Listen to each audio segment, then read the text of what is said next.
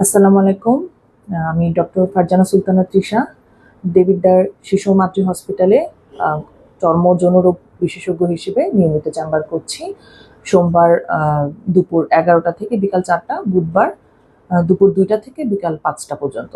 আপনারা জেনে থাকবেন যে এই প্রচণ্ড গরমে আবহাওয়ায় আমাদের যে স্কিনের যে সমস্যাগুলো, বিশেষ করে আপনারা জানেন যে অত্যন্ত ছোঁয়াচে একটি রোগ স্ক্যাবিজ বা ফুসকুড়ি চামড়ার যে ফুসকুড়ি রোগ বলি আমরা, সেটা গরমকালে ভয়াবহ আকার ধারণ করে।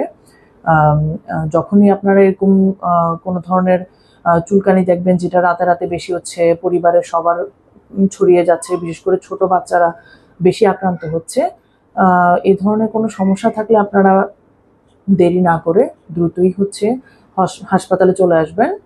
আর এই প্রচণ্ড গরমে আমাদের আরেকটি স্কিনের কমন সমস্যা হচ্ছে দাঁত বা দাউদ আমরা যেটাকে বলি।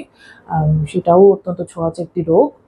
পরিবারের একজনের হলে দেখা যায় অন্যান্য পরিবারের সদস্যদেরও এটা ছড়িয়ে পড়ে এবং প্রচণ্ড চুলকানি হয়, এবং গরমে ঘামাক্ত শরীরে এটা আরও বেশি বাড়ে। তো আপনারা এই ধরনের সমস্যা সহ আরও বিভিন্ন ধরনের সমস্যা আছে যেগুলো গরম আবহাওয়ায় প্রচণ্ড পরিমাণে বেড়ে যায়।